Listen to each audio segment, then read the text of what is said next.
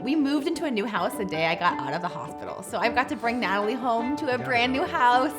I was so overly emotional. I had we had just got a new puppy right before we got Natalie. We were moving into a new house. I had this new baby. Thankfully, my mom was there. So I was just feeling all the motherhood stuff. And I think things went fairly well, looking back on it. The first 2 nights you stayed in a hotel. That's true. So it was absolutely crazy. Has nothing to do with Natalie. Yeah, just but we life. bought a house, sold a house in the same week, and you went from the hospital to the attorney's office to sign for the mortgage. Yeah. So it was totally different than that. But the reality of it was after we got settled, there was no uniqueness, even with the other 2 kids that we've had, with Nat's situation. We're just excited to be new parents. We're first-time parents, and we're both working, and so we're putting our kid in daycare and having to explain to even daycare teachers and stuff we don't really know what's going on with her, but she doesn't do this or this, and they're trying to understand it. And I think that was the first time for me where I realized I'm raising a little girl that I think she thinks she's different than the rest of the world. The first pediatrician we had was hey, her skull's not forming properly. Right? And we kept kind of having these weird, non-serious concerns about all of this.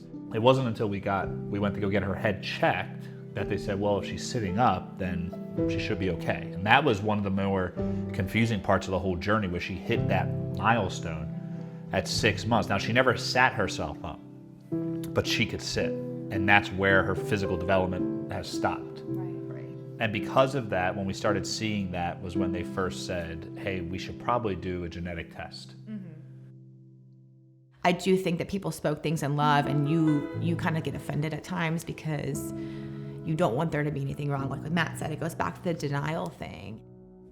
It's just no, there's no way our first kid has a rare disease and isn't going to be in a wheelchair for her rest of her life. This is not It's not my plan. That's statistically crazy. That's not it. And then it becomes this whole cycle of emotions for you as a parent, and especially when it's your first kid, I think. And you just don't know what that's supposed to even look like.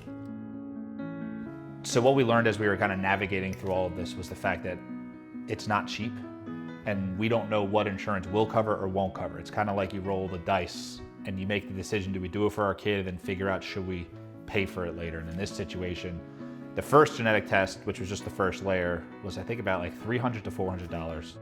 So we tried the first layer. They came back inconclusive, and they said we can go to the next layer. So we're all right, what's that even entail? And basically the cost of that was $10,000 if your insurance won't cover it, and we found out that ours wouldn't. And I think for us, part of it was that we thought, well, $10,000 can get us a lot of really good therapy for her. Regardless of what the test says, we need the therapy for her. Because the test isn't gonna help. We didn't think the test could help her. Made it so big. Eventually, when we came here to St. Louis, got connected with amazing doctors at Children's here in St. Louis, they were helpful at explaining why we should do this. I just remember it being a very emotional experience, but I also felt an immense amount of gratitude for having, we knew a direction to turn. Yeah.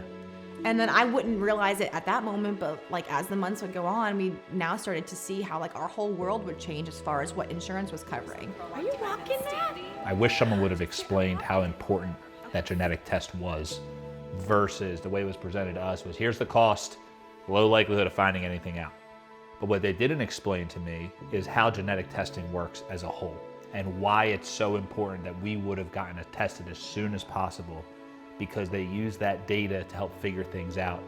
Ours is one of the genes that they have no clue what it does. All they know about Pyrox D1 is that if it's messed up, your muscles don't work. That's all the information any medical specialist knows about what's going on with that. That's awesome. Personally, I can't imagine what it would be like to have a child who is very sick or ill or not progressing as other kids do their age, and not having answers to why. And so I do think genetic testing is really a gift to these families and patients. Even if it doesn't change the outcome, it is important. It gives them peace of mind, it gives them answers, it gives them some sort of direction. One of the other parts as a parent who's in this position that I never realized would be this difficult is interacting with doctors. When we would go in and say, here's Natalie, what's wrong with her? And we'd say, we don't really know. Something with her muscles, right? The doctors would sit there and they would spend time, valuable time, trying to figure out what is it we're working with so they can then figure out how do we actually help her in this situation. Once we were able to go in and say, hey, she's got this genetic mutation, and they realized where it falls, they realized they don't have information on it, they were able to sit there and go, got the information, now let's help her. I mean, I sit there and think of all the things that you said we've gotten from it.